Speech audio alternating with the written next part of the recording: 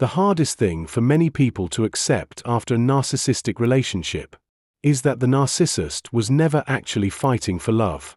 They were fighting for emotional control. And those two things are not the same. Because when most people enter relationships, they're looking for connection, safety, partnership, understanding, emotional intimacy, peace. Even during conflict, most healthy people are still trying to solve the problem. They want resolution. But narcissistic relationships feel different. Because over time, something strange starts happening. The relationship stops feeling like two people trying to understand each other, and starts feeling like one person trying to emotionally survive the other. That shift is subtle at first, almost invisible, which is why many people stay trapped in these relationships for years before understanding what's actually happening.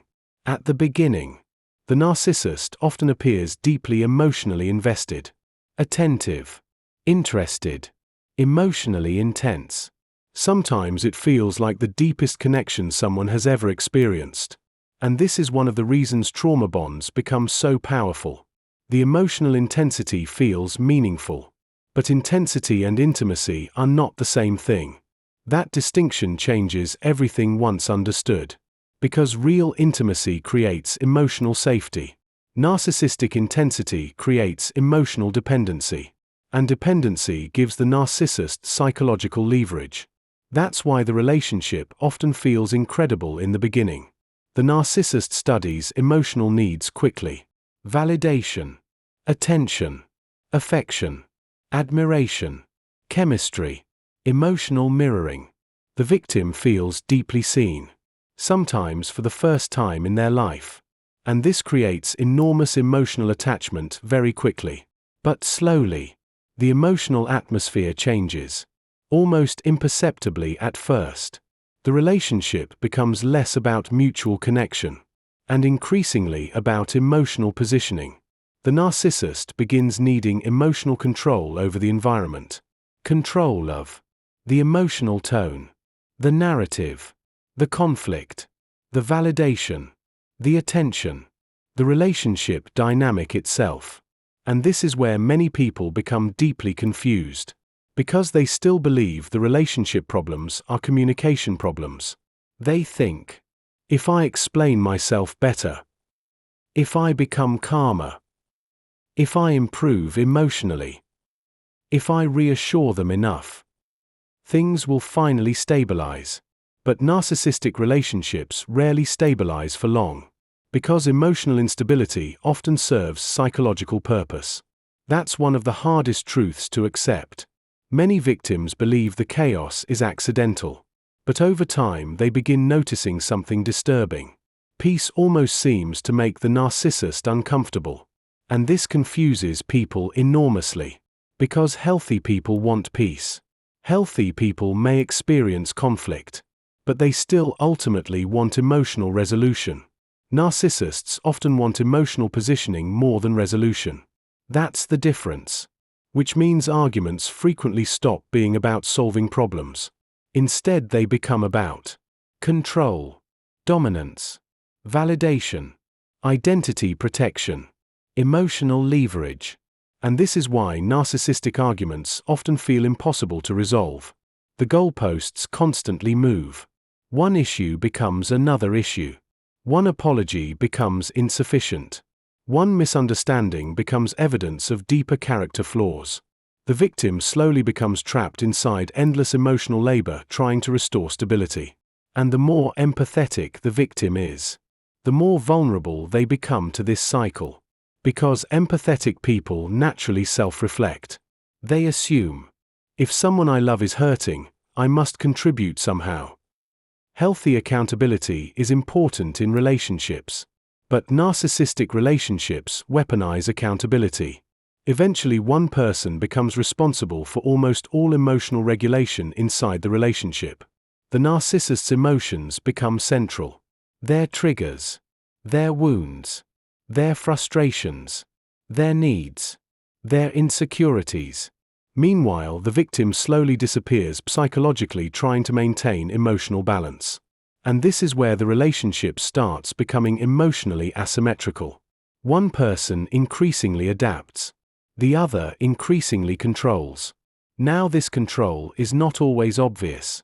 In fact, covert narcissistic control is often psychological rather than overt.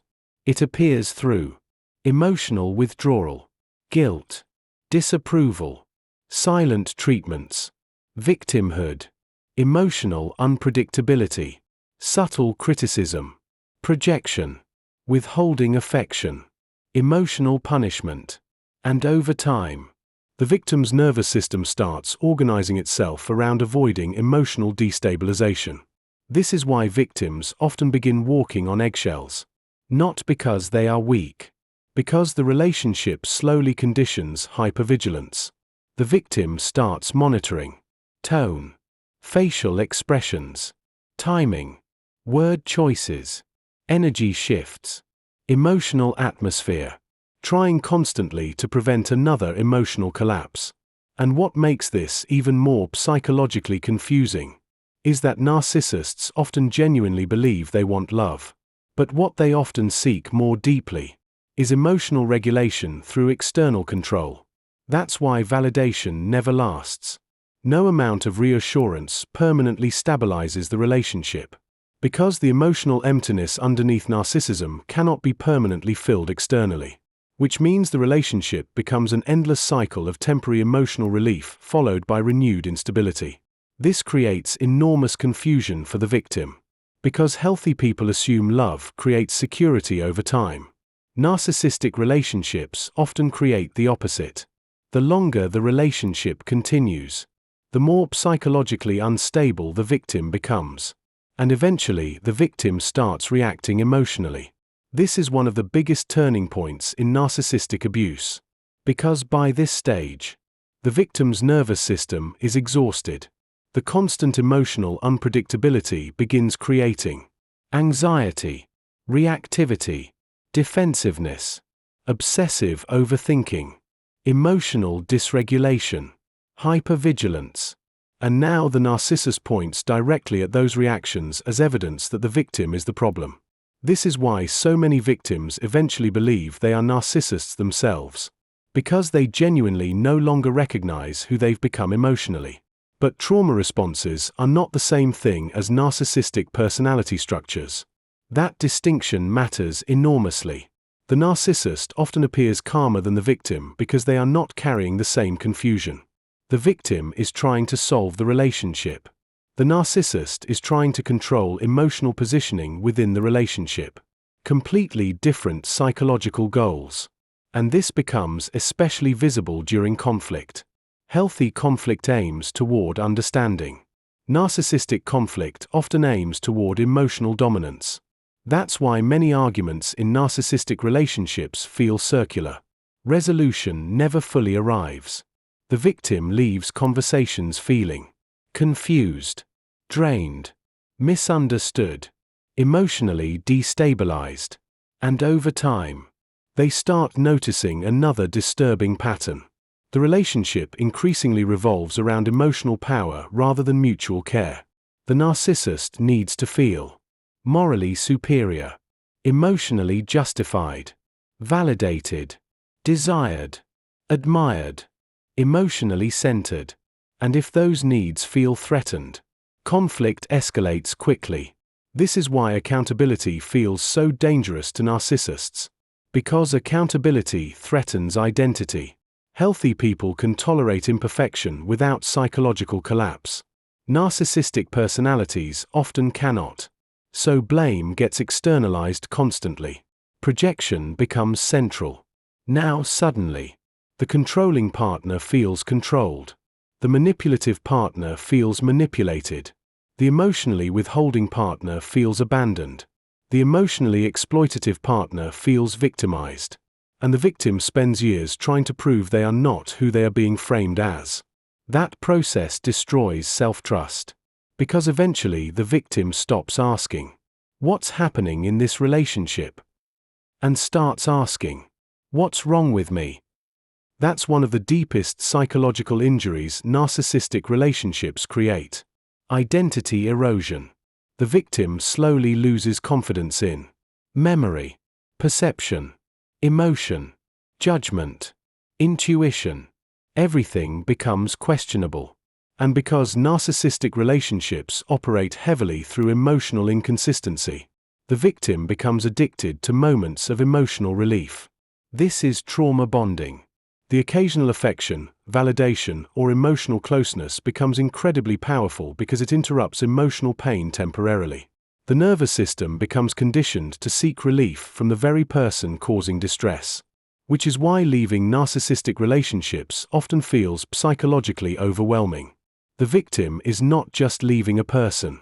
They are withdrawing from an emotional conditioning cycle. And many victims stay because they believe the loving version of the narcissist is the real version. But eventually something painful becomes clear. The loving moments were often connected to emotional regulation and attachment maintenance, not stable emotional intimacy. That's why consistency never lasts. The relationship repeatedly returns to emotional instability because instability preserves control. A stable, emotionally secure partner becomes harder to control psychologically, and narcissistic dynamics depend heavily on emotional imbalance. This is why victims eventually become emotionally exhausted.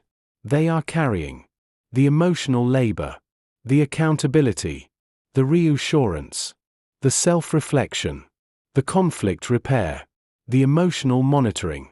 Meanwhile, the narcissist increasingly positions themselves as emotionally wounded, misunderstood, or victimized. And eventually many victims realize something heartbreaking. They spent years trying to receive love inside a relationship primarily organized around control. That realization changes everything, because suddenly the confusion starts making sense. Why nothing was ever enough? Why peace never lasted? Why every problem kept returning? Why the emotional atmosphere always felt unstable? Why they slowly stopped feeling like themselves? The relationship was never truly structured around mutual emotional security. It was structured around emotional positioning. And once somebody fully sees that, they stop trying to solve impossible emotional equations. They stop over-explaining. Stop endlessly defending themselves. Stop sacrificing their nervous system for temporary emotional peace. And slowly, something starts returning. Clarity. Not immediately. Not perfectly. But gradually. Because healing after narcissistic abuse is not just about leaving the relationship. It's about rebuilding internal reality. Relearning emotional safety. Relearning self-trust. Relearning that love should not require psychological self-erasure. And perhaps the most important realization of all. Healthy love does not require one person to continuously abandon themselves emotionally in order to preserve another person's emotional comfort. Healthy love creates stability. Control creates confusion. And understanding that difference is often the beginning of finally becoming